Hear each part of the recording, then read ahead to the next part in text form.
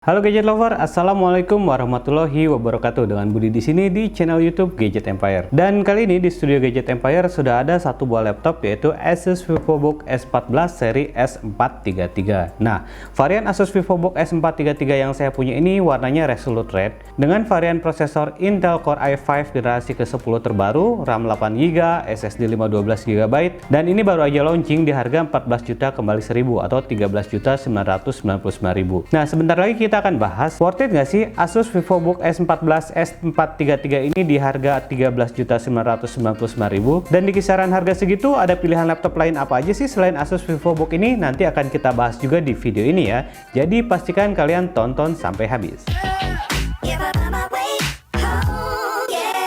Sekarang kita mulai bahas dari segi desainnya ya. Jadi yang baru di Asus VivoBook S433 ini adalah placement logonya ya. Kalau kalian lihat di sini tidak lagi ada logo Asus yang di tengah. Biasanya sih notebook Asus ada logo Asusnya di tengah gini, dan sekarang logonya pindah ke samping dan ditambah logo VivoBook. Biasanya identitas tipe laptop dari Asus itu hanya ada di bagian layar di bawah sini, tapi sekarang identitas VivoBook sudah ditempatkan di sini. Nah, logonya juga nggak terlalu besar, jadi cukup kecil, sehingga di sini ada yang disebut sebagai negatif area. Nah, negatif area ini alias poros ini sebenarnya disediakan buat kalian untuk bisa tempel-tempel stiker. Jadi ya bisa di custom sesuai gaya kalian sebenarnya. Jadi kalau mau polos gini oke, tapi kalau mau ditempel-tempel gitu juga oke banget karena areanya cukup lebar ya. Logo Asus VivoBook yang kecil ini dia kayak cuttingan laser gitu, jadi dia bukan dicetak, dan pilihan warnanya menurut saya ini benar-benar warna-warna anak muda ya. Jadi agak jarang ditemukan laptop-laptop dengan warna-warna varian seperti di Asus VivoBook S433 ini. Ini salah satu keunggulannya menurut saya. Dan material bodinya ini terdiri dari aluminium frame. Jadi frame yang ada di laptop ini adalah aluminium dengan bodi polikarbonat. Meski bodinya ini terasa seperti metal ya, metal feel, tapi sebenarnya dia bahannya polikarbonat. Karena kalau bahannya semua metal pasti jadinya berat ya. Beratnya ini hanya sekitar 1,4 kg dengan ketebalan 15,9 mm. Dan selain warna Resolute Red ini sebenarnya ada 3 varian warna lain, yaitu Gaia Green, Dreamy White, dan Indie Black. Keren-keren ya warnanya. Dan kita lanjut ke bagian body. Kalau kalian bisa lihat di sini, di ujung-ujung bodinya ini dia menggunakan diamond edge cut. Jadi dia nggak yang tajam, tapi ada sedikit seperti potongan diamond. Enak banget. Jadi nggak tajam gitu di bagian ininya, dan listnya itu warna silver. Ini bikin laptop ini makin kelihatan berkelas. Dan bisa kalian lihat di sini, screennya ini punya nano edge display. Jadi bezelnya ini benar-benar tipis banget, dan screen to body ratio-nya itu mencapai 85%. Displaynya ini punya sRGB 100%. Jadi untuk Photoshop, video editing ini udah bagus banget karena akurasi warnanya cukup bagus ya. Dan untuk panelnya ini menggunakan panel TN, kecerahan warnanya itu sekitar 250 nits dengan view angle-nya 178 derajat. Jadi kalau dilihat dari samping kanan, kiri, atas, bawah itu masih cukup bagus. Tapi kecerahan layarnya ini menurut saya 250 nits agak kurang ya. Jadi mungkin kalau kita pakai di area yang terang atau di luar ruangan mungkin dia agak terlihat gelap. Di bagian atasnya ini ada HD webcam dengan resolusi 0,9 megapiksel yang bisa menghasilkan video 1280 x 720p. Jadi ini webcamnya udah kualitas HD, tapi sayangnya belum support untuk Windows Hello Face Unlock. Nah, kita beralih ke bagian keyboard. Kalau Gadget Lover lihat di sini, jarak antar keycapnya ini cukup renggang dan travel key-nya cukup jauh ya. Dan bisa dilihat di sini ada punya backlight yang bisa diatur kecerahan warnanya hingga 3 level. Dan ada satu hal yang cukup unik di laptop VivoBook S14 S433 ini, yaitu tombol enter yang diberikan warna kuning. Jadi ini dinamakan color blocking enter keycap ya kalau menurut Asus. Jadi ketika kita mengetik, kalau cari tombol enter itu langsung ketemu di sini. Karena biasanya karena bentuknya sama dan dekatan suka ketukar antara enter dan shift, tapi karena color blocking warna yellow ini jadi gampang kita ketemu tombol enternya. Dan ini punya style tersendiri sih, karena saya suka banget warna kuning seperti ini, mencerminkan kuningnya anak muda katanya. Dan yang saya suka juga di keyboardnya ini adalah tombol-tombol di atas ini secara default dia berfungsi sebagai shortcut ya untuk mengatur kecerahan, touchpad on off seperti itu. Tapi kalau kita pengen dia tetap berfungsi sebagai function button, cukup mudah. Kita cukup tekan Fn dan escape, kemudian lampu di sini menyala dan dia akan berfungsi seperti awalnya. Jadi F1 tetap tombol F1, F2 dan seterusnya. Dan satu hal yang saya suka juga di Asus VivoBook S14 ini adalah ukuran touchpad yang cukup besar dan ada di tengah ya. Dan ukurannya ini nggak jauh dari posisi spacebar. Jadi areanya cukup nyaman saat mengetik, nggak mengganggu palm rest di sini. Jadi jarang banget touchpadnya ini kepencet pas kita lagi ngetik. Dan di touchpadnya ini terdapat sensor fingerprint, dan sensor fingerprintnya ini sudah mendukung Windows Hello. Dan setelah saya coba, proses login dengan fingerprintnya ini cukup cepat. Kita langsung coba aja ya. Di sini posisinya terkunci, kita coba. lumayan cepet banget sih menurut saya. Jadi ketika kita lagi pergi, kita cukup tekan tombol power kayak gini, orang nggak bisa buka. Kalau mau buka cukup kayak gitu, enak banget. Oke, sekarang kita lanjut bahas mengenai I/O portnya. Di bagian kanan ini ada dua USB 2.0 Type A dan micro SD card reader. Jadi micro SD readernya ini mengikuti controller USB 2.0 ya. Jadi kecepatannya terbatas di USB 2.0.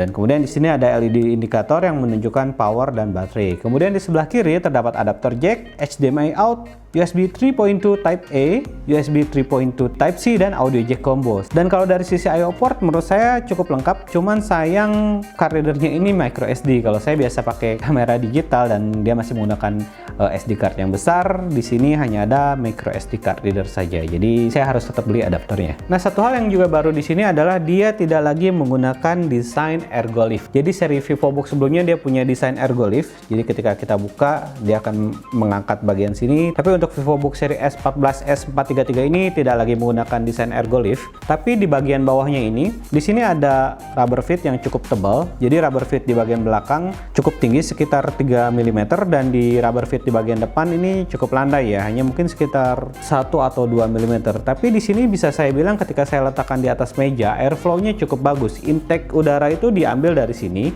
Kemudian untuk pembuangan udara panasnya dia dibuang dari bagian sini ya, di sela-sela antara keyboard dengan layar. Jadi ketika kita buka dengan posisi apapun, sebenarnya jalur pembuangan udaranya tidak tertahan. Ini desain yang menurut saya ergonomisnya bagus dan untuk airflow-nya juga cukup bagus. Tapi ketika saya coba untuk benchmarking atau main game yang berat, memang agak terasa panas, tapi bagian yang benar-benar kerasa panas itu di bagian bawah. Jadi untuk bagian atas atau bagian di keyboardnya ini tidak terlalu panas, jadi nggak mengganggu saat kita menggunakan laptop ini. Dan bisa saya bilang fan-nya ini putarannya cukup silent, nggak berisik, tapi tetap bisa memberikan alur udara yang cukup bagus untuk laptop VivoBook S14 ini. Oke, sekarang kita lanjut bahas mengenai performanya. Asus VivoBook S14 S433 ini dilengkapi dengan prosesor Intel Core i5 10210U. Intel Core i5 generasi terbarunya ini punya TDP 15 watt, 4 core, 8 thread dengan kecepatan tiap core-nya itu 1,6 GHz. Memorinya menggunakan memori 8 GB DDR4 yang sudah tertanam di notebooknya, jadi kalian nggak bisa upgrade lagi untuk notebooknya karena nggak ada slot tambahan untuk menambahkan memori DDR4-nya. Sedangkan di sisi storage, SSD 512 GB nya ini dilengkapi juga dengan teknologi Intel Optane H10 dengan kapasitas memorinya 32 GB. Nah, storage SSD 512 GB yang dipunyai oleh Asus VivoBook S14 ini sebenarnya punya read speed sekitar 1400 MB per second, tapi karena ada teknologi Intel Optane H10 yang ditanamkan di laptop ini, maka dia punya sistem smart learning. Jadi Intel Optane-nya itu akan menyimpan cache atau memori atau kebiasaan kita dalam menggunakan laptop ini. Misalkan kalau kita sering buka software Adobe Photoshop misalkan, nah ketika kita buka untuk kesekian kalinya dia akan membuka lebih cepat. Begitu juga dengan browsing, baca data atau aplikasi dan lainnya, itu akan jauh lebih cepat dibandingkan dengan SSD lain yang tidak menggunakan teknologi Intel Optane ini. Kalau kalian rasa 512 GB ini kurang dan kalian mau menambahkan storage untuk laptop ini, kalian bisa menambahkan dengan menggunakan SSD yang menggunakan slot M2. Nah, sedangkan dari segi grafis dia sudah menggunakan GPU Nvidia MX 250 dengan discrete memory 2 GB. Jadi untuk rendering, desain, bahkan untuk gaming ini masih bisa cukup mumpuni, walaupun ya settingan gamingnya harus agak diturunkan. Oke, di laptop ini saya udah coba beberapa benchmark. Benchmark pertama saya menggunakan Cinebench R15. Di Cinebench R15 ini saya bisa mencapai skor untuk CPU di kisaran 702, 700, 690-an, tapi ya rata-rata di 700-an ya. Sedangkan untuk GPU-nya di OpenGL skornya bisa mencapai 93 fps. Saya coba juga benchmark menggunakan PC Mark 10. Di sini hasil skornya untuk esensialnya 7723 dengan skor productivity-nya 6465 dan digital content creation-nya 2973 dengan total skor 3795 menggunakan benchmark PC Mark 10. Karena penasaran, saya juga coba main game. Di sini ada dua game yang saya coba mainin, yaitu Dota 2 dan CS:GO. Untuk Dota 2 saya gunakan basic setting untuk grafisnya, fastest saya naikin satu level, dan di sini di game saya bisa mendapatkan FPS stabil rata-rata di atas 70 FPS, 78 FPS. Jadi masih cukup playable, masih cukup nyaman digunakan untuk main Dota 2 ya. Nah, untuk CS:GO sendiri saya gunakan grafis low setting. Jadi semua saya turunin ke low. Beberapa fitur juga saya disable dan hasilnya saya mencapai skor di atas 60 fps juga. Di sini rata-rata FPS-nya di sekitaran 88 fps. Jadi bisa dibilang untuk kompetitif gaming seperti CS:GO dan Dota 2 ini masih cukup mumpuni ya. Begitu juga untuk editing video, saya coba edit menggunakan notebook Asus VivoBook S14 ini dan saya menggunakan video footage 4K dengan output Full HD berdurasi 7 menit. Setelah proses panning, crop, cut, dan edit lumetri color-nya, pada saat rendering video hanya membutuhkan waktu sekitar 3 menit 50 detik, dan pada saat saya encoding untuk ekspor ke format MP3 dengan 1080p, saya checklist juga maksimum render quality-nya. Proses encodingnya hanya 4 menit 4 detik. Jadi ini bisa dibilang cocok juga untuk content creator atau YouTuber yang memang suka edit video menggunakan Adobe Premiere Pro di Asus VivoBook S14 ini. Nah, untuk kapasitas baterainya sendiri, dia punya kapasitas 50 Wh, jadi sedikit lebih besar dibanding generasi Asus VivoBook sebelumnya. Dan battery life-nya ini saya coba tes untuk play video bisa tahan sampai 12 jam dan untuk browsing sekitar 8-9 jam. Nah, yang saya suka juga di Asus VivoBook S14 ini adalah ukuran chargernya yang kecil dan dia juga mendukung fast charging. Nah, untuk chargingnya sendiri dia butuh waktu sekitar 2 jam untuk cas dari 0 sampai 100%. Nah, saya coba charge 30 menit, dia mencapai 44%, dan setelah ngecas selama 1 jam, baterainya bisa terisi sekitar 75%. Nah, untuk menghemat pemakaian baterai di Asus VivoBook S14 ini, di software My Asusnya juga terdapat battery modes, jadi kita bisa sesuaikan dengan kebutuhan kita. Jadi misalkan ketika saat kita butuh daya tahan baterai yang lama, kita bisa pilih mode hemat daya baterai, atau kalau kita butuh performa yang tinggi, kita bisa pilih performance mode. Nah, dari sisi audio, Asus VivoBook S14 ini sekarang sudah menggunakan sound by Harman Kardon ya, jadi bukan menggunakan Sonic Master lagi. Nah, biar nggak penasaran, langsung aja kita coba kualitas suara dari Asus VivoBook S14 S433 ini.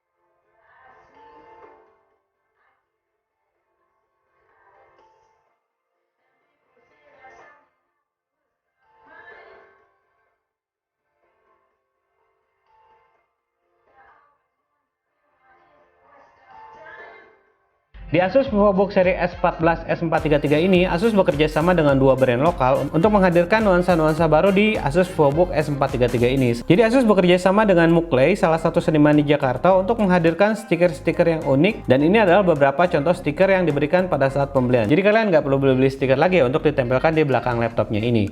Nah, untuk desain stikernya sendiri kira-kira gambarnya seperti ini ya. Ini gift yang diberikan Asus untuk kita Gadget Empire. Jadi seperti ini desainnya untuk VivoBook, bahkan di sini ada didesain juga untuk logo Gadget Empire. Terima kasih Asus. Asus juga bekerja sama dengan Billionaires Project untuk menghadirkan beberapa kaos t-shirt seperti ini yang punya nuansa seperti laptop Asus VivoBook S433 ini. Punya saya ini warna merah karena disesuaikan juga dengan laptopnya yang warna merah. Nah, kaos ini kalian nggak dapat free saat pembelian, tapi kalian bisa beli di beberapa e-commerce. Linknya saya coba taruh di deskripsi di bawah. Nah, setiap penjualan kaos ini akan didonasikan untuk penanggulangan COVID-19 di Indonesia. Jadi sekalian kalian beli kaos ini dipadukan juga dengan laptopnya, sekalian juga kalian bisa beramal.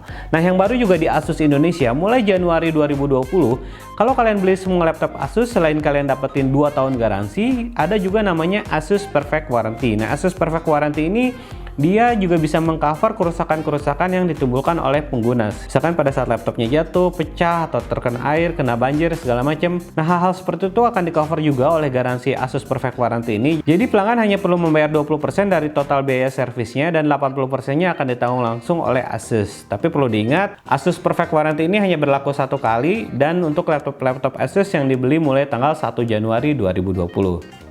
Cukup unik ya penawaran yang diberikan oleh Asus. Nah, di range harga yang sama dengan Asus VivoBook S14 ini, ada beberapa opsi pilihan laptop lain yang boleh kamu lirik juga ya sebelum kamu pilih Asus VivoBook S14 S433 ini.